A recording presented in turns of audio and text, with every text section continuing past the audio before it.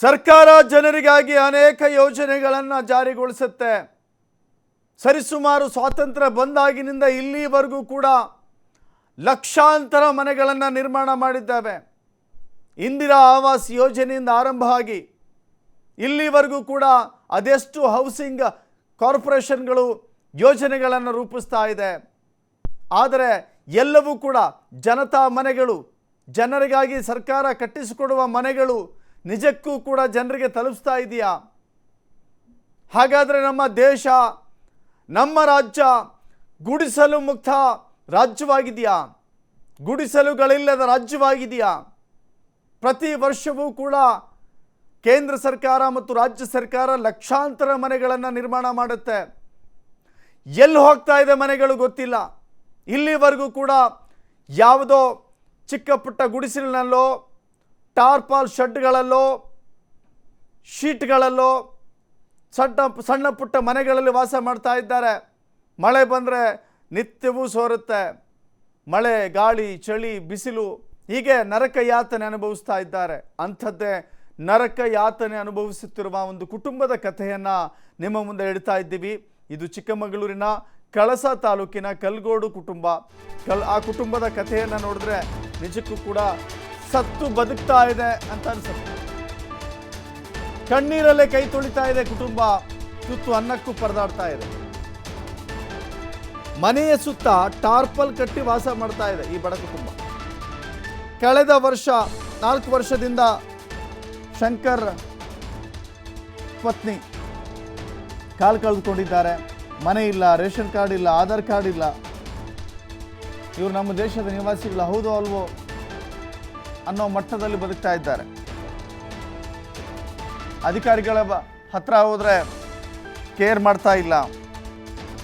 Ration card ಇಲ್ಲದೆ ಅನ್ನಭಾಗ್ಯದ ಅಕ್ಕಿಯೂ ಕೂಡ ಸಿಗ್ತಾ ಇಲ್ಲ. ಕೂಲಿ ಮಾಡಿ ಅದೇ ಹಣದಲ್ಲಿ ಸಂಸಾರದ ನಿರ್ವಹಣೆಯನ್ನು ಮಾಡ್ತಾ ಇದ್ದಾರೆ.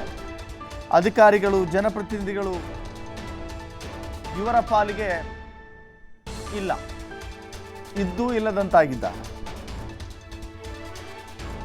ಈ ಗ್ರಾಮ ನಿಜಕ್ಕೂ ಕೂಡ ಈ ಕಲ್ಗೋಡು ಗ್ರಾಮದ ಈ ಶಂಕರ್ ಕುಟುಂಬ ನೋಡ್ತಾ ಇದ್ದೀರಿ ನೋಡಿ. ಕಾಡಿನ ಮಧ್ಯದಲ್ಲಿರುವಂಥ ಗ್ರಾಮ ಇದು. ಕಾಡಿನ ಮಧ್ಯದಲ್ಲಿ ಇದೊಂದು ಶೆಡ್ ಕಾಣಿಸ್ತಾ ಇದೆಯಲ್ಲ, ಈ ಶೆಡ್ನಲ್ಲಿ ಅವರ ವಾಸ.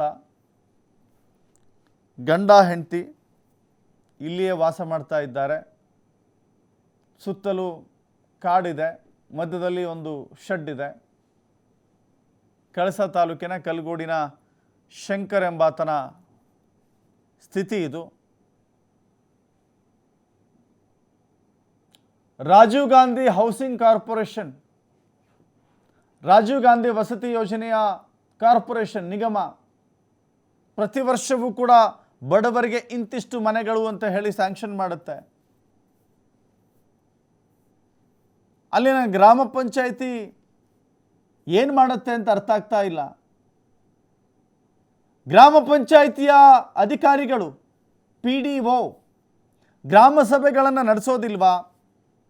ಗ್ರಾಮ ಸಭೆಯನ್ನು ನಡೆಸಿ ಯೋಗ್ಯವಾದ ಅರ್ಹವಾದಂಥ ಫಲಾನುಭವಿ ಯಾರು, ನೀಡಿ ಪೀಪಲ್ ಯಾರಿದ್ದಾರೆ, ಅವಶ್ಯಕತೆ ಯಾರಿಗಿದೆ ಮನೆ, ಅಂಥವರನ್ನು ಗುರುತಿಸೋದಿಲ್ವಾ? ಇವರಿಗೆ ಒಂದು ಮನೆ ಕಟ್ಟಿಸಿಕೊಡಬೇಕು ಅನ್ನುವ ಆಲೋಚನೆ ಸರ್ಕಾರಕ್ಕಿಲ್ವಾ? ಗುಡಿಸಲು ಮುಕ್ತ ಗ್ರಾಮಗಳನ್ನಾಗಿ ಮಾಡ್ತೀವಿ ನಾವು, ಶೌಚಾಲಯ ಬಯಲು ಬಹಿರ್ದೆಸೆ ಮುಕ್ತ ಗ್ರಾಮಗಳನ್ನಾಗಿ ಮಾಡ್ತೀವಿ ನಾವು ಅಂತ ಹೇಳಿ ಸ್ಲೋಗನ್ಗಳು, ಗ್ರಾಮೀಣಾಭಿವೃದ್ಧಿ ಇಲಾಖೆಯ ಸ್ಲೋಗನ್ಗಳವೆಲ್ಲವೂ ಕೂಡ ನಿಜ ಅರ್ಥದಲ್ಲಿ ಈ ಸ್ಲೋಗನ್ಗಳು ಪೇಪರ್ ಮೇಲಿದ್ದರೆ ಚಂದ, ಜನರ ಬದುಕನ್ನು, ಜನರ ಭಾವನೆಯನ್ನು, ಜನರ ಕಷ್ಟ ಕಾರ್ಪಣ್ಯಗಳನ್ನು ದೂರ ಮಾಡಲಿಕ್ಕೆ ಸಾಧ್ಯವಾಗಿಲ್ಲ. ಪ್ರತಿ ವರ್ಷವೂ ಕೂಡ ನಮ್ಮ ರಾಜ್ಯದಲ್ಲಿ ಲಕ್ಷಾಂತರ ಮನೆಗಳು ಬರುತ್ತೆ. ಎಲ್ಲ ಉಳ್ಳವರ ಪಾಲು. ಒಂದು ಕೆಟ್ಟ ಸಂಪ್ರದಾಯ ಇದೆ ನಮ್ಮಲ್ಲಿ. ಮನೆಗಳು ಬಂದರೆ ಗ್ರಾಮ ಪಂಚಾಯಿತಿ ಮೆಂಬರ್ ತಾನೊಂದು ಕಟ್ಟಿಸ್ಕೊಳ್ತಾನೆ, ಆ ಗ್ರಾಮ ಪಂಚಾಯಿತಿ ಮೆಂಬರ್ನ ಸಹೋದರಿಗೊಂದು ಕಟ್ಟಿಸ್ಕೊಡ್ತಾನೆ, ತನಗೊಂದು ಮನೆ, ಅಣ್ಣನಿಗೊಂದು ಮನೆ, ತಮ್ಮನಿಗೊಂದು ಮನೆ, ಅಕ್ಕನಿಗೊಂದು ಮನೆ, ಇಡೀ ತಮ್ಮ ಕುಟುಂಬದವರಿಗೆಲ್ಲರಿಗೂ ಕೂಡ ಹಸು ಕಟ್ಟಲಿಕ್ಕೆ ಒಂದು ಮನೆ ಕಟ್ಟಿಸ್ಕೊಳ್ತಾನೆ. ಗ್ರಾಮ ಪಂಚಾಯತಿಯಿಂದ ಶೆಡ್ಗಳು ಬಂದರೆ ಆ ಶೆಡ್ಗಳನ್ನು ತಾನೇ ಹಾಕಿಸ್ಕೊಳ್ತಾನೆ. ಗ್ರಾಮದ ಅಭಿವೃದ್ಧಿಗೆಲ್ಲ ಗ್ರಾಮ ಪಂಚಾಯತಿ ಮೆಂಬರ್ ಇರೋದು, ತಮ್ಮ ಅಭಿವೃದ್ಧಿಗೆ. ನೋಡಿ, ಈ ಕುಟುಂಬ ಕಣ್ಣೀರಿನಲ್ಲಿ ಕೈ ತೊಳಿತಾ ಇದೆ. ಮಲೆನಾಡಿನ ಪುಟ್ಟ ಗ್ರಾಮದ ಈ ಪುಟ್ಟ ಮನೆಯಲ್ಲಿ ಎಷ್ಟು ಚಳಿ ಇರುತ್ತೆ ಅಂತ ನೀವು ಅಂದಾಜು ಮಾಡ್ಬೋದಾ? ಬೆಂಗಳೂರಿನ ಕಾಂಕ್ರೀಟ್ ಕಾಡಿನಲ್ಲಿ ಕುಳಿತುಕೊಂಡು ನಾವು ಚಳಿ ಅಂತ ಯೋಚನೆ ಮಾಡ್ತೀವಿ. ನಾವಿರೋದು ಕಾಂಕ್ರೀಟ್ ಕಾಡಿನಲ್ಲಿ, ಅವರಿರೋದು ನಿಜವಾದ ಕಾಡಿನಲ್ಲಿ. ಆ ಕಾಡಿನ ಮಧ್ಯೆ ಹೀಗೆ ಓಪನ್ ಇರುವಂಥ ಮನೆ, ಬಾಗಿಲುಗಳಿಲ್ಲ, ಕಿಟಕಿಗಳಿಲ್ಲ, ಗೋಡೆಗಳೇ ಇಲ್ಲ.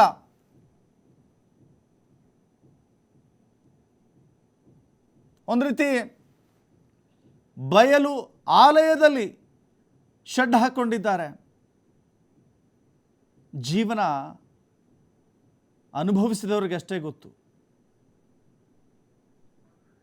ಪ್ರತಿನಿತ್ಯವೂ ಕೂಡ ಈ ಕುಟುಂಬ ಸಹಾಯಕ್ಕಾಗಿ ಅಂಗಲಾಚ್ತಾ ಇದೆ. ನಮ್ಮ ಸರ್ಕಾರ ಒಂದು ಸ್ಲೋಗನ್ ಹೇಳುತ್ತೆ, ಮನೆ ಬಾಗಿಲಿಗೆ ಹೋಗಿ ತಲುಪಿಸ್ತೇವೆ ಯೋಜನೆಗಳನ್ನು ಅಂತ. ಮನೆ ಬಾಗಿಲಿಗೆ ನೀವು ಯೋಜನೆಗಳನ್ನು ತಲುಪಿಸಿದ್ರೆ ಈ ಕುಟುಂಬ ಹೀಗೆ ಕಣ್ಣೀರು ಹಾಕ್ತಾ ಇರಲಿಲ್ಲ. ಒಂದು ಆಧಾರ್ ಕಾರ್ಡ್ ಇಲ್ಲ, ರೇಷನ್ ಕಾರ್ಡ್ ಇಲ್ಲ, ಮತ್ತು ಇನ್ನೇನಕ್ಕಿದೆ ನಮ್ಮ ಸರ್ಕಾರ ಅಂತ. ಯಾವಾಗಿಂದಮ್ಮ ನಿಮಗೆ ಕಾಲೆಲ್ಲ ಬರ್ತಾ ಇಲ್ಲ? ನನಗೆ 4 ವರ್ಷ ಆಯ್ತು ಈ ಥರ ಆಗಿ. 4 ವರ್ಷ ಆಯ್ತಾ? 4 ವರ್ಷದಿಂದ ಏನೋ ಇದು ಮಾಡಕ್ಕೆ ನಡಿಯೋಕ್ಕೆಲ್ಲ ಆಗಲ್ಲ. ಆಗಲ್ಲ. ಮೊದಲೆಲ್ಲ ನಡೀತಾ ಇದ್ರಾ? ಡೆಲಿವರಿ ಆದ್ಮೇಲೆ ನಡೀತಿದ್ದೆ, ಫಸ್ಟ್ ನಡೀತಿತ್ತು. ಎಲ್ಲರೂ ಬೇರೆ ಕಡೆ ಎಲ್ಲರೂ ಹಾಸ್ಪಿಟ್ಲಿಗೆ ಎಲ್ಲರೂ ಹೋಗಿದ್ರಮ್ಮ? ಕಾರ್ಕಳಕ್ಕೆಲ್ಲ ಹೋಗಿದ್ದೀವಿ. ಏನು ಹೇಳಿದ್ರು? ಅಲ್ಲೂ ಆಪರೇಷನ್ ಆಗ್ಬೇಕಂತ ಹೇಳಿದ್ದಾರೆ. ಏನು ಸಮಸ್ಯೆ ಏನು ಅಂತ ಗೊತ್ತಿಲ್ಲ ನಿಮಗೆ? ಮೂಳೆ ಕಟ್ಟಾಗಿದೆ ಅಂತ ಹೇಳಿದ್ದಾರೆ. ಈಗ ಏನಾದರೂ ಇದ್ರೂ ನಿಮ್ಮನ್ನು ಓದ್ಕೊಂಡೇ ಹೋಗ್ಬೇಕು ಇಲ್ಲಿಂದ. ಹೋಗ್ಬೇಕು. ಈಗ ಹಾಸ್ಪಿಟ್ಲಿಗೆ ಎಲ್ಲರೂ ಹೋಗ್ಬೇಕಂತೇಳಿ ಏನು ಮಾಡ್ತೀರಾ ನೀವು? ಎಷ್ಟು ಕಿಲೋಮೀಟರ್ ಆಗುತ್ತೆ ಕಳಸ ಕಡೆ ಹೋಗ್ಬೇಕಂದ್ರೆ? 7 ಕಿಲೋಮೀಟರ್ ಆಗುತ್ತೆ, ಆದರೆ ದುಡ್ಡು ಬೇಕಲ್ಲ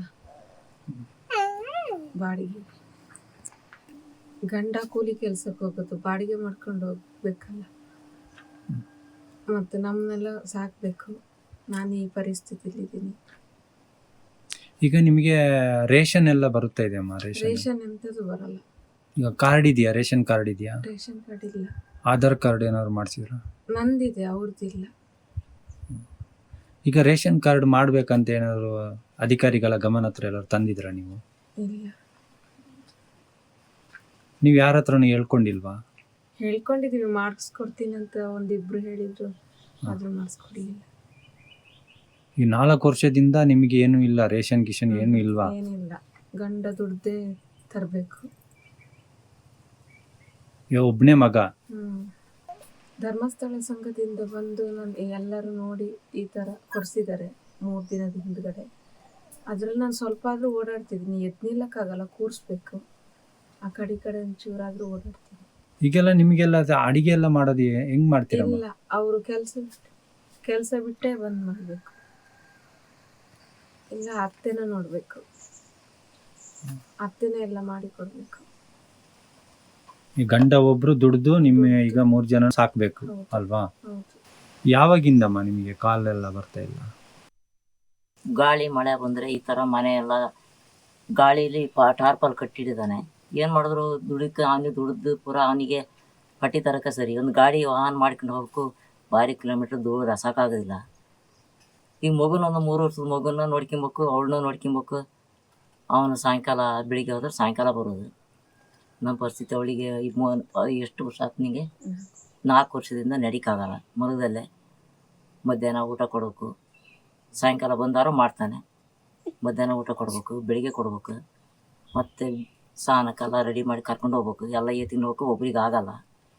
ಈ ಥರ ಪರಿಸ್ಥಿತಿ. ಅದಕ್ಕೆ ಯಾರು ನಮ್ಮ ಪರಿಸ್ಥಿತಿ ನೋಡಿ ಏನಾದ್ರು ಸ್ವಲ್ಪ ಸಹಾಯ ಮಾಡ್ತಾರೇನೋ ಅಂತೇಳಿ ನಾನು ಕೇಳ್ತಿದ್ದೀನಿ. ಅದು ಹೋಗ್ಬೇಕು, ಆಧಾರ್ ಕಾರ್ಡ್ ಅದು ಚೇಂಜ್ ಆಗ್ಬೇಕು, ಇದು ಚೇಂಜ್ ಆಗ್ಬೇಕು ಅಂತ ಹೇಳ್ತಿದ್ದಾರೆ. ಅಲ್ಲಿ ಇಲ್ಲಿಂದ ಕಳಸಕ್ಕೆ ಹೋಗ್ಬೇಕು ಏನೇ ಇದ್ರು.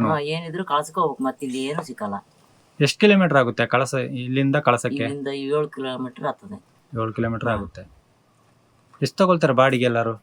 ರೂಪಾಯಿ ಆಟೋ ಎಲ್ಲ ಬಂದ್ರೆ. ಆಟೋ ಬಂದ್ರೆ 300 ರೂಪಾಯಿ. 300 ರೂಪಾಯಿ ಆಟೋಗಳಿಗೆಲ್ಲ 300, ಜೀಪ್ ಎಲ್ಲ ಬಂದ್ರೆ 700 800 ರೂಪಾಯಿ ತಗೊಂತಾರೆ. ನೀವೆಲ್ಲರೂ ಅರ್ಜಿ ಗಿರ್ಜಿ ಏನಾದ್ರು ಕೊಟ್ಟಿದ್ರಾ? ಏನು ಕೊಟ್ಟಿ ನಾವಿವಾಗ ಕಲ್ಗೋಡ್ ಗ್ರಾಮದಲ್ಲಿ ಇದ್ದೀವಿ.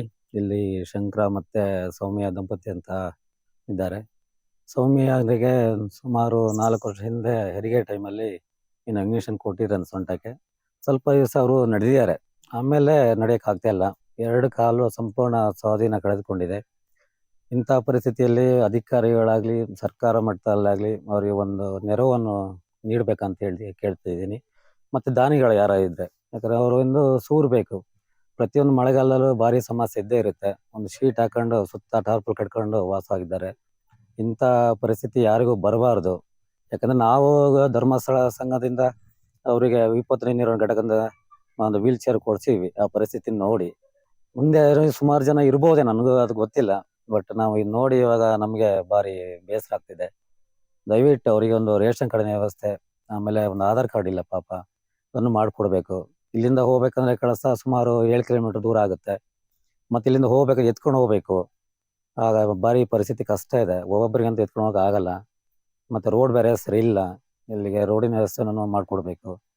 ಮತ್ತು ಕೆಲವೊಂದು ಸಮಸ್ಯೆಗಳು ಪಾಪ ಇದ್ದಾವೆ. ಈಗ ಹೊಟ್ಟೆ ತಂದು ತಿನ್ನಬೇಕು. ಯಾಕಂದರೆ ಅಕ್ಕಿ 1 kg ಅಕ್ಕಿಗೆ 50 ರೂಪಾಯಿಂದ 100 ರೂಪಾಯಿ ತನಕನೂ ಆಗಿದೆ. ಇಂಥ ಪರಿಸ್ಥಿತಿಯಲ್ಲಿ ಒಬ್ಬನೇ ದುಡಿಯೋದವರು. ಯಾಕಂದರೆ ಕೂಲಿ ಕಾರ್ಮಿಕರಂದರೆ ಎಷ್ಟು 400-500 ರೂಪಾಯಿ ಸಂಬಳ. ಅವರಿಗೆ ಮೆಡಿಸಿನ್ಗೂ ದುಡ್ಡಿಲ್ಲ. ಆರ್ಥಿಕ ಪರಿಸ್ಥಿತಿ ಸರಿ ಇಲ್ಲ. ಮತ್ತು ಚಿಕ್ಕ ಮಗು ಇದೆ, 3 ವರ್ಷದ್ದು. ಅದಕ್ಕೋಸ್ಕರ ಯಾಕಂತ ಹೇಳಿದ್ರೆ ಅವರಿಗೆ ಒಂದು ಉಡುಗೆ ತೊಡುಗೆನೂ ಬೇಕು. ಪ್ರತಿಯೊಂದು ದಿನನಿತ್ಯ ಅಂದ್ರೆ ಒಂದು ಖರ್ಚು 500 ರೂಪಾಯಿ ಇದ್ದೇ ಇರುತ್ತೆ ಸಾಮಾನ್ಯವಾಗಿ ಒಬ್ಬ ಮನುಷ್ಯನಿಗೆ. ಅಂತ ಒಂದು ಕುಟುಂಬ ಇವತ್ತು ಸಂಕಷ್ಟದಲ್ಲಿದೆ. ಯಾರು ದಯವಿಟ್ಟು ದಾನಿಗಳು ಇದ್ರೆ ಅವ್ರಿಗೆ ಒಂದು ಹೆಲ್ಪ್ ಮಾಡಿ ಅಂತೇಳಿ ಈ ಸಂದರ್ಭ ನಾನು ಕೇಳ್ಕೊಳ್ತಾ ಇದ್ದೀನಿ. ನೋಡ್ಕೊಳಕ್ಕೆ ಅವರು ಅತ್ತೆ ಇದಾರೆ ಅಂತ ಹೇಳ್ತಿದ್ದಾರೆ ಅವರು, ಸೌಮ್ಯ ಅವರು. ಅವ್ರು ಬೆಳಿಗ್ಗೆ ಇರ್ತಾರೆ, ಅವರು ಯಾವಾಗಲೂ ಇರೋಕೆ ಭಾರಿ ಕಷ್ಟ ಆಗುತ್ತೆ. ಯಾಕಂದ್ರೆ ಹೇಳಿದ್ರೆ ಅವ್ರ ಸಂಸಾರ ಕಷ್ಟ ಆಗಿರುತ್ತೆ. ಆದ್ರೂ ಸಮೇತ ಬಂದವರು ಬೆಳಿಗ್ಗೆ ಮತ್ತೆ ಮಧ್ಯಾಹ್ನ ಮತ್ತೆ ಅವ್ರಿಗೆ ಏನು ಸ್ನಾನ ವ್ಯವಸ್ಥೆ ಎಲ್ಲ ಮಾಡಿಸ್ಕೊಟ್ಟು ಹೋಗ್ತಾರೆ. ಯಾಕಂದ್ರೆ ಅವ್ರ ಗಂಡ ಬರೋದು ಕೂಲಿ ಮುಗಿಸಿ ಬರೋದು ಸಂಜೆ ಆಗುತ್ತೆ. ಸಂಜೆ ಒಂದು ಅಡುಗೆ ಮಾಡ್ಬೋದು. ಅದೇ ಪರಿಸ್ಥಿತಿ. ಇವಾಗ ಮಕ್ಕಳಿಗೆ 3 ವರ್ಷ ನೋಡಿ, ಈಗ ಅಂಗನವಾಡಿ ಹೋಗ್ಬೇಕಿತ್ತು, ಮುಂದೆ ವಿದ್ಯಾಭ್ಯಾಸಕ್ಕೂ ಸಮಸ್ಯೆ ಆಗುತ್ತೆ. ಇವೆಲ್ಲ ಮನಗಂಡು ರಾಜ್ಯ ಸರ್ಕಾರದ ಯೋಜನೆಗಳು ಹಳ್ಳ ಹಿಡಿತಾ ಇದ್ದಾವೆ. ನಿಜವಾದ ಫಲಾನುಭವಿಗಳನ್ನು, ಯೋಗ್ಯವಾದ ಅರ್ಹವಾದಂಥ ಫಲಾನುಭವಿಗಳನ್ನು ಅವಶ್ಯಕತೆ ಇರುವಂಥವರಿಗೆ ತಲುಪ್ತಾ ಇಲ್ಲ. ಈ ಕಾರಣದಿಂದಾಗಿ ಈ ಮಲೆನಾಡಿನ ಬಡ ಕುಟುಂಬ ಯಾವುದೇ ಗೋಡೆಗಳಿಲ್ಲದ ಓಪನ್ ಮನೆಯಲ್ಲಿ ಬದುಕ್ತಾ ಇದ್ದಾರೆ. ಗೋಡೆಗಳಿಲ್ಲ, ಗೋಡೆಗಳ ಬದಲಾಗಿ ಟಾರ್ಪಾಲ್ ಕಟ್ಕೊಂಡಿದ್ದಾರೆ. ಟಾರ್ಪಾಲನ್ನು ಗೋಡೆಗಳ ರೀತಿಯಲ್ಲಿ ಹಾಕ್ಕೊಂಡಿದ್ದಾರೆ. ಇಂಥ ಪುಟ್ಟ ಮನೆಯಲ್ಲಿ ವಾಸ ಮಾಡ್ತಾ ಇದ್ದಾರೆ. ಕೊರೆವ ಚಳಿ, ಮಳೆ ಬಿದ್ದರೆ ಸತತವಾಗಿ 3-4 ತಿಂಗಳು ಮಳೆ ಬೀಳುತ್ತೆ. ಸೂರ್ಯನೇ ಹುಟ್ಟೋದಿಲ್ಲ, ಸೂರ್ಯ ಕಾಣಿಸೋದೇ ಇಲ್ಲ. ಆ ರೀತಿಯ ದಟ್ಟ ಅರಣ್ಯದ ಮಧ್ಯದಲ್ಲಿರುವಂಥ ಗ್ರಾಮ ಇದು. ಈ ಗ್ರಾಮದಲ್ಲಿ ಇಂಥ ಬಯಲು ಮನೆಯಲ್ಲಿ ವಾಸ ಮಾಡೋದು ನರಕ ಸದೃಶವಾದ ಜೀವನವನ್ನು ಅವರು ಕಳೀತಾ ಇದ್ದಾರೆ. ಎಸ್, ಇದೀಗ ಬಸವರಾಜ್ ಅವರು ತಹಸೀಲ್ದಾರ್ ನಮ್ಮ ಸಂಪರ್ಕಕ್ಕೆ ಬಂದಿದ್ದಾರೆ. ಸರ್ ನಮಸ್ತೆ. ಸರ್ ನಮಸ್ಕಾರ, ಹೇಳಿ ಸರ್, ಈಗ ಕಳಸ ತಾಲೂಕಿನ ಕಲ್ಗೋಡು ಗ್ರಾಮದ ಶಂಕರ್ ಎಂಬಾತನ ಮನೆಯ ಬಗ್ಗೆ ಮಾತನಾಡ್ತಾ ಇದ್ವಿ. ಅವ್ರಿಗೆ ರೇಷನ್ ಕಾರ್ಡ್ ಇಲ್ಲ, ಒಂದು ಮನೆ ಪುಟ್ಟ ಮನೇಲಿ ವಾಸ ಮಾಡ್ತಾ ಇದ್ದಾರೆ ಸರ್. ಅವರು ಪುಟ್ಟ ಮನೆ ಅಂತ ಹೇಳಿದ್ರೆ ಗೋಡೆಗಳಿಲ್ಲ, ಒಂದು ಟಾರ್ಪಾಲ್ ಕಟ್ಕೊಂಡು ವಾಸ ಮಾಡ್ತಾ ಇದ್ದಾರೆ ಅವರು. ಮನೆ ಇಲ್ಲ, ವಾಸಕ್ಕೆ ಒಂದು ಮನೆ ಇಲ್ಲ, ಅನ್ನಭಾಗ್ಯದ ಅಕ್ಕಿ ಅವ್ರಿಗೆ ಬರೋದಿಲ್ಲ, ವಿದ್ಯುತ್ ಇಲ್ಲ, ರಸ್ತೆ ಇಲ್ಲ. ಈಗ ಇಲ್ಲ ಇಲ್ಲ ಇಲ್ಲ ಅನ್ನೋ ಒಂದು ದೊಡ್ಡ ಪಟ್ಟಿಯನ್ನೇ ನಿಮ್ಮ ಮುಂದೆ ಕೊಡ್ಬೋದು ಸರ್ ನಾವು. ಹೌದೌದು, ಕರೆಕ್ಟ್ ಕರೆಕ್ಟ್. ತಾವು ಹೇಳಿದ್ರಿ, ಇವಾಗ ಗಮನಕ್ಕೆ ತಂದಿದ್ರಿ ನನ್ನ ಗಮನಕ್ಕೆ. ಸರ್, ತಾವು ನೋಟ್ ಮಾಡ್ಕೊಳ್ತೀರಿ ಅಂತ ಭಾವಿಸ್ತೀನಿ. ಮಾಡಿದ್ದೀನಿ. ಕಳಸ ತಾಲೂಕಿನ ಕಲ್ಗೋಡು ಗ್ರಾಮದ ಶಂಕರ್ ಅಂತ ಹೇಳಿ, ಓಕೆ ಓಕೆ. ಅವರಿಗೆ ಅನ್ನಭಾಗ್ಯದ ಅಕ್ಕಿನೇ ಬರೋದಿಲ್ಲ ಸರ್. ಓಕೆ, ನೋಡ್ತೀನಿ. ಅದು ಪ್ರೊಸೀಜರ್ ಇದು ರೇಷನ್ ಕಾರ್ಡ್ ಇರ್ಬೇಕಾಗುತ್ತೆ. ಹಾ, ಅವ್ರಿಗೆ ರೇಷನ್ ಕಾರ್ಡ್, BPL ಕಾರ್ಡ್ ಅಥವಾ APL ಕಾರ್ಡ್ ಇದೇನೋ ಏನಿದೆ ಅಲ್ಲಿ ಪರಿಶೀಲನೆ ಮಾಡಿ ನಮ್ಮ ಕಂದಾಯ ನಿರೀಕ್ಷಕರೊಂದಿಗೆ ಪರಿಶೀಲನೆ ಮಾಡಿ ಏನಿದೆ ನೋಡಿ ಸಿಚುವೇಶನ್ ನೋಡಿ ಕ್ರಮ ತಗೊಳ್ತೀವಿ. ಸರ್, ಇದ್ರ ಜೊತೆಗೆ ಮನೆ ಇಲ್ಲ, ಅವರಿಗೆ ಸ್ವಂತ ಮನೆ ಇಲ್ಲ. ಮನೆ ಅಂದ್ರೆ ಗ್ರಾಮ ಪಂಚಾಯತಿ ವ್ಯಾಪ್ತಿಯಿಂದ ಇದು ಆಶ್ರಯ ಮನೆ ಕಲ್ಪಿಸಬೇಕಾಗುತ್ತೆ ಅವ್ರಿಗೆ. ಹಾಂ ಸರ್. ಅದು ನಾರ್ಮ್ಸ್ ಏನಿದೆ ತಾಲೂಕ್ ಪಂಚಾಯತ್ ಮೇಡಮ್ ಹತ್ರ ಮಾತಾಡ್ತೇನೆ ಈ ವರ್ಷ ನಿಮ್ಮ ತಾಲೂಕಿಗೆ ಎಷ್ಟು ಮನೆಗಳು ಬಂದಿದ್ದಾವೆ ಸರ್ ತಮ್ಮ ಮಾಹಿತಿಗೆ? ಅಲ್ಲ, ನಾನು ರೀಸೆಂಟ್ ಬಂದೇನ್ರಿ, 1 ಮಂತ್ ಆಗಿದೆ, 2 ಮಂತ್ಸ್ ಆಗಿದೆ ಬಂದು. ನಾನು ಓಕೆ, ಮಾಹಿತಿ ತಗೊಳ್ತೇನೆ ನಾನು ಮಾಹಿತಿ ತಗೊಂತೇನೆ, ಇವಾಗ ಕಡೆಯಿಂದ ಮಾಹಿತಿ ತಗೊಂತೇನೆ. ಸರ್ ಈಗ ನಾವು ಯಾವಾಗ ಫಾಲೋ ಅಪ್ ಮಾಡ್ಬೋದು ತಮ್ಮನ್ನ, ಯಾವಾಗ ಕಾಂಟ್ಯಾಕ್ಟ್ ಮಾಡ್ಬೋದು ಮತ್ತೆ? ಮಾಡಿ ಸರ್, ಒಂದು 2 ಡೇಸ್ ಬಿಡಿ ಸರ್, ನಾನು ಮಾತಾಡ್ತೀನಿ ಸರ್. ತಾವೇನಾದ್ರು ವಿಸಿಟ್ ಮಾಡ್ತೀರಾ ಅಥವಾ ತಾಲೂಕ್ ಪಂಚಾಯತಿ ಇಒನ ಏನಾದ್ರು ಕಳಿಸ್ತೀರಾ? ಇಲ್ಲ ವಿಸಿಟ್ ಮಾಡ್ತೀನಿ, ನಾನು ವಿಸಿಟ್ ಮಾಡ್ತೀನಿ. ಇಲ್ಲದ ನಮ್ಮ ಕಂದಾಯ ನಿರೀಕ್ಷಕರೊಂದಿಗೆ ಹಾಂ, ಇಒ ಮೇಡಮ್ ನಾವು ವಿಸಿಟ್ ಮಾಡ್ತೀವಿ, ನಿಮ್ಗೆ ಅಪ್ಡೇಟ್ ಮಾಡ್ತೇನೆ ರೀ ನಾನು. ಯಾಕೆಂತ ಹೇಳಿದ್ರೆ ಸರ್ ಅವರು ಅನೇಕ ವರ್ಷಗಳಿಂದ, ಯಾಕಂದ್ರೆ ಯಾರು ನೀಡಿ ಪೀಪಲ್ ಇದ್ದಾರಲ್ಲ, ಅವಶ್ಯಕತೆ ಯಾರಿಗಿದೆ ಅವರಿಗೆ ಸರ್ಕಾರದ ಯೋಜನೆ ತಲುಪಬೇಕು ಅಂತ. ಎಸ್ 100% ಅದು ನಿಜ ಇದೆ. ನಾನು ಕಾಂಟ್ಯಾಕ್ಟ್ ಮಾಡ್ತೇನೆ ರೀ. ಯಾಕಂದ್ರೆ ಸರ್ ಗುಡಿಸಲು ಮುಕ್ತ ಗ್ರಾಮಗಳಾಗಬೇಕು ಅಂತ ನಾವು ಸ್ಲೋಗನ್ಗಳನ್ನ ಹಾಕೊಳ್ತೀವಿ. ಇವ್ರು ಈಗಲೂ ಕೂಡ ಶೆಡ್ಗಳಲ್ಲಿ ವಾಸ ಮಾಡ್ತಿದ್ದಾರೆ, ಟಾರ್ಪಾಲ್ಗಳನ್ನ ಗೋಡೆಗಳ ರೀತಿ ಕಟ್ಕೊಂಡಿದ್ದಾರೆ ಅವರು. ಆಯ್ತು, ಪರಿಶೀಲನೆ ಮಾಡ್ತೇನೆ ರೀ ನಾನು. ಇವ್ರೆ ಮೋಸ್ಟ್ಲಿ ಸರ್ ನಿಮ್ಗೆ ಅನುಭವಕ್ಕೂ ಆಗಿರ್ಬೇಕು, ಈಗ ಕಳ್ಸಕ್ ನೀವು ಬಂದ ಮೇಲೆ ಅಲ್ಲಿನ ವಾತಾವರಣ ಹೆಂಗಿದೆ ಅಂತ ಹೇಳಿ. ಗೋಡೆ ಇಲ್ದಿರೋ ಮನೇಲಿ ವಾಸ ಮಾಡ್ಲಿಕ್ಕೆ ಆಗುತ್ತಾ ಸರ್ ಈ ಚಳಿಗೆ? ಇಲ್ಲ ರೀ ಆಗಲ್ಲ. ನಾನು ನೋಡ್ತೇನೆ, ವೆರಿಫೈ ಮಾಡ್ತೇನೆ ರೀ. ಒಂದು ಮಾನವೀಯತೆ ದೃಷ್ಟಿಯಿಂದ ಸರ್ ತಾವು ಅಧಿಕಾರಿ ಇದ್ದೀರಿ, ಒಂದು ಒಳ್ಳೆ ಕೆಲಸ ಮಾಡ್ಲಿಕ್ಕೆ ಒಂದು ಅವಕಾಶ ಇದೆ ತಮಗೆ, ದಯವಿಟ್ಟು ಈ ಕೆಲಸವನ್ನ ಮಾಡಿಕೊಡ್ಬೇಕು. ಸರಿ ಸರ್, ಆಯ್ತು, ಓಕೆ ರೀ. ಎಸ್ ಸರ್, ಧನ್ಯವಾದಗಳು ನಮ್ಮ ಜೊತೆ ಮಾತನಾಡಿದ್ದಕ್ಕೆ. ಎಸ್, ಇದು ಬಸವರಾಜ್ ಅವರು, ಕಳಸಾದ ತಹಸೀಲ್ದಾರ್ ನಮ್ಮ ಜೊತೆ ಮಾತನಾಡಿದ್ದಾರೆ. ಮಾಹಿತಿಯನ್ನು ತಲುಪಿಸಿದ್ದೇವೆ ಅವರಿಗೆ. ಕೂಡಲೇ ಅವರು ಗ್ರಾಮಕ್ಕೆ ಭೇಟಿ ಕೊಡ್ತೀನಿ ಅಂತ ಹೇಳಿದ್ದಾರೆ. ತಾಲೂಕು ಪಂಚಾಯತ್ ಇಒ ಜೊತೆಗೆ ಸಾಧ್ಯವಾದರೆ ತೆರಳ್ತೀನಿ ಅಂತ ಹೇಳಿದ್ದಾರೆ. ಅದರ ಮೂಲಕ ನರಕದಲ್ಲಿ ನರಳುತ್ತಾ ಇರುವಂಥ ಈ ಬಡ ಕುಟುಂಬಕ್ಕೆ ಆಸರಿಯಾಗುತ್ತೇನೆ ಅಂತ ಹೇಳಿದ್ದಾರೆ. ಇತ್ತೀಚೆಗೆ ಬಂದಿದ್ದಾರಂತೆ ಬಸವರಾಜ್ ಅವರು, ಕಳಸದ ತಹಸೀಲ್ದಾರ್ ಅವರು. ಅಲ್ಲಿನ ಇಒಗೂ ಕೂಡ ಕಾಂಟ್ಯಾಕ್ಟ್ ಮಾಡಲಿಕ್ಕೆ ನಾವು ಪ್ರಯತ್ನ ಮಾಡ್ತಾ ಇದ್ದೀವಿ. ತಾಲೂಕು ಪಂಚಾಯಿತಿಯ ಕಾರ್ಯನಿರ್ವಾಹಕ ಅಧಿಕಾರಿ ಯಾರಿದ್ದಾರೆ ಅವ್ರಿಗೂ ಕೂಡ ನಾವು ಕಾಂಟ್ಯಾಕ್ಟ್ ಮಾಡಲಿಕ್ಕೆ ಟ್ರೈ ಮಾಡ್ತಾ ಇದ್ದೀವಿ. ಗ್ರಾಮ ಸಭೆಗಳನ್ನು ನಡೆಸಿ ಉಳ್ಳವರ ಪಾಲಾಗ್ತಾ ಇದ್ದಾವೆ. ಅನೇಕ ಆಶ್ರಯ ಮನೆಗಳೇನಿದ್ದಾವೆ, ಆಶ್ರಯ ಯೋಜನೆಯ ಮನೆಗಳೇನಿದ್ದಾವೆ, ವಸತಿ ಯೋಜನೆಯ ಮನೆಗಳೇನಿದ್ದಾವೆ, ಉಳ್ಳವರ ಪಾಲಾಗ್ತಾ ಇದ್ದಾವೆ. ದೊಡ್ಡ ದೊಡ್ಡ ಕಟ್ಟಡಗಳಿರ್ತವೆ, ಒಂದು ಚಿಕ್ಕ ಮನೆಯನ್ನು ಮತ್ತೆ ಅವರೇ ಕಟ್ಟಿಸ್ಕೊಳ್ತಾರೆ. ಯಾಕೆ ಅಂತ ಹೇಳಿದ್ರೆ, ಇರಲಿ ಬಿಡು, ಒಂದು ಸ್ಟೋರ್ ರೂಮ್ ಆಗುತ್ತೆ, ದನಗಳಿಗೆ ಕೊಟ್ಟಿಗೆ ಆಗುತ್ತೆ, ಅಥವಾ ಕೃಷಿ ಪರಿಕರಗಳನ್ನು ಸಂಗ್ರಹ ಮಾಡಲಿಕ್ಕೆ ಒಂದು ಜಾಗ ಆಗುತ್ತೆ ಅಂತ ಹೇಳಿ ಆ ಮನೆಗಳನ್ನು ನಿರ್ಮಾಣ ಮಾಡ್ತಾ ಇದ್ದಾರೆ. ಆದರೆ ನಿಜವಾಗಿಯೂ ವಸತಿ ಯೋಜನೆ ಅನ್ನೋದು ಸರ್ಕಾರದಲ್ಲಿದ್ದರೆ ಇಂಥ ಫಲಾನುಭವಿಗಳಿಗೆ ತಲುಪಬೇಕು. ಕೆಲವಷ್ಟು ಕಥೆಗಳೇನು ಹೇಳ್ತಾರೆ ಅನ್ನೋದನ್ನು ಕೂಡ ನಾವು ಗಮನಿಸಿದ್ದೇವೆ. ನೋಡಿಬೇಕಾದ್ರೆ ಈ ಮನೆಗಳಿಗೆ ಹೋಗುವಂಥ ಅಧಿಕಾರಿಗಳು ಹೇಳುವಂಥ ಕಥೆ, ಈ ಜಾಗ ಅವರ ಹೆಸರಲ್ಲಿಲ್ಲ, ಈ ಜಾಗ ಹಕ್ಕುಪತ್ರ ಇಲ್ಲ, 108 ಕಥೆಗಳನ್ನು ಹೇಳ್ತಾರೆ. ಅವರೇ 100 ಎಕರೆಯನ್ನು ಬೇರೆ ಜಮೀನಿನಲ್ಲಿ ಇಲ್ಲ. ಅವರು ಒಂದು ಮನೆ, ಒಂದು ಸೂರು ಕಟ್ಟಿಸಿಕೊಳ್ಳಲಿಕ್ಕೆ 100 ಕಥೆಗಳನ್ನು ಬಿಟ್ಟು ನಿಜವಾಗಿಯೂ ಕೂಡ ಬದ್ಧತೆ ಮತ್ತು ಕಳಕಳಿಯಿಂದ ಅಧಿಕಾರಿಗಳು ಕೆಲಸ ಮಾಡಬೇಕಾಗಿದೆ. ಕಳಸ ತಾಲೂಕಿನ ಕಲ್ಗೋಡು ಗ್ರಾಮದ ಶಂಕರ್ ಕುಟುಂಬಕ್ಕೆ ನೆರವಾಗಬೇಕಾಗಿದೆ. ಈ ಕೊರೆವ ಚಳಿಯಲ್ಲಿ, ಮಳೆಯಲ್ಲಿ, ಗೋಡೆಗಳಿಲ್ಲದ ಒಂದು ಶೆಡ್ನಲ್ಲಿ ವಾಸ ಮಾಡಬೇಕು ಅಂತ ಹೇಳಿದ್ರೆ ಆ ನರಕ ಯಾತನೆಯ ಜೀವನ ಅವರಿಗಷ್ಟೇ ಅರಿವಾಗಿರಲಿಕ್ಕೆ ಸಾಧ್ಯ.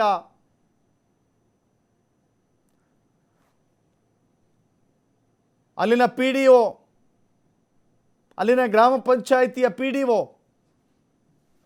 ಕೂಡಲೇ ಎಚ್ಚೆತ್ತುಕೊಳ್ಬೇಕು. ಗ್ರಾಮ ಸಭೆ ಮಾಡಿ ಯಾರ್ಯಾರಿಗೂ ವಸತಿ ಯೋಜನೆಯ ಮನೆಗಳನ್ನು ಕಟ್ಟಿಸಿಕೊಡೋದಲ್ಲ, ನಿರ್ಮಿಸಿಕೊಡೋದಲ್ಲ, ನಿಜವಾಗಿಯೂ ಇಂಥವರ ಸಹಾಯಕ್ಕೆ ಬರಬೇಕು. ಅನ್ನಭಾಗ್ಯದ ಅಕ್ಕಿ ಬಡವರ ಹೊಟ್ಟೆ ತುಂಬಿಸ್ತಾ ಇದೆ ಅಂತ ಹೇಳ್ತಾರಲ್ಲ, ಇಂಥ ಬಡವರ, ನಿರ್ಗತಿಕರ, ಸೂರಿಲ್ಲದವರ, ಆಹಾರಕ್ಕಾಗಿ ಪರದಾಡುತ್ತಿರುವವರ ನೆರವಿಗೆ ನಿಲ್ಲಬೇಕಾಗಿದೆ. ಅನ್ನಭಾಗ್ಯದಿಂದ ಅನೇಕ ಜನ ಹೊಟ್ಟೆ ತುಂಬಿಸಿಕೊಳ್ತಾ ಇದ್ದಾರೆ. ಈ ಕುಟುಂಬವೂ ಕೂಡ ಅನ್ನಭಾಗ್ಯವನ್ನು ಪಡೆದುಕೊಳ್ಳಬೇಕು.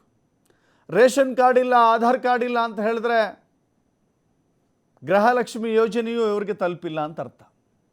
ಅನ್ನಭಾಗ್ಯವೂ ತಲುಪಿಲ್ಲ, ಗೃಹಲಕ್ಷ್ಮಿಯೂ ತಲುಪಿಲ್ಲ, ವಸತಿ ಯೋಜನೆಯೂ ತಲುಪಿಲ್ಲ. ಇವರು ನಮ್ಮ ದೇಶದ ನಾಗರಿಕರು, ನಮ್ಮ ರಾಜ್ಯದಲ್ಲಿ ವಾಸ ಮಾಡುವಂಥ ನಾಗರಿಕರು ಅಂತಾದರೂ ಸರ್ಕಾರ ಭಾವಿಸಿದೆಯೋ ಇಲ್ವೋ ಗೊತ್ತಿಲ್ಲ. ಅವರಾಗಿಯೇ ಬಂದು ಸರ್ಕಾರ ಏನು ಹೇಳುತ್ತೆ, ಸರ್ಕಾರದ ಯೋಜನೆಗಳನ್ನು ಮನೆ ಬಾಗಿಲಿಗೆ ತಲುಪಿಸ್ತೀವಿ ಅಂತ ಹೇಳ್ತಾರೆ. ಆದರೆ ಈ ಕುಟುಂಬವೇ ಹೋಗಿ ಗೋಗರೆದರೂ ಕೂಡ ಯಾರೂ ಇವ್ರ ಹತ್ರ ತಿರುಗಿ ನೋಡೋರಿಲ್ಲ, ಹೇಳೋರಿಲ್ಲ, ಕೇಳೋರಿಲ್ಲ. ಈಗ ನಾವು ಕಳಸ ತಾಲೂಕಿನ ತಹಸೀಲ್ದಾರ್ ಅವರ ಗಮನಕ್ಕೆ ತಂದಿದ್ದೇವೆ. 2 ದಿನದಲ್ಲಿ ಅವರೇ ಭೇಟಿ ಕೊಟ್ಟು ಈ ಸಮಸ್ಯೆಗೆ ಸ್ಪಂದಿಸ್ತೇನೆ, ಪರಿಹಾರವನ್ನು ಕಂಡುಕೊಳ್ತೇನೆ ಅಂತ ಹೇಳಿದ್ದಾರೆ. ನಾವು ಕೂಡ ನಿರಂತರವಾಗಿ ಫಾಲೋ ಅಪ್ ಮಾಡ್ತೇವೆ. ಈ ಕುಟುಂಬಕ್ಕೆ ಸರ್ಕಾರ ಸಹಾಯ ಹಸ್ತ ಚಾಚೋವರೆಗೂ ಕೂಡ ಜೊತೆಯಾಗಿ ನಿಲ್ತೇವೆ.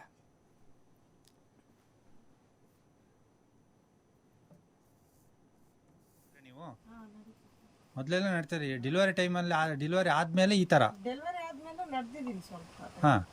ಮತ್ತೆ ಹಂಗಾಗಿ ಮತ್ತೆ ನೀವು ಯಾವ ಹಾಸ್ಪಿಟ್ಲಿಗೆ ಹೋಗಿಲ್ವಾ? ಹೋಗಿದ್ದೆ, ಅದು ಸ್ವಂತ ಆಪರೇಷನ್ ಆಗಬೇಕು. ಎಲ್ಲಿ ತೋರಿಸಿದ್ರಿ ಬೇರೆ? ಬೇರೆ ಇಲ್ಲೇ ಅಂದ್ರೆ ಇಲ್ಲೇ ತೋರಿಸಿದ್ದು, ಮತ್ತೆ ಕಾರ್ಕಳಕ್ಕೆಲ್ಲ ಹೋಗಿದ್ದು, ಅಲ್ಲೂ ಹಾಗೆ ಹೇಳಿದ್ರು. ಹಾ.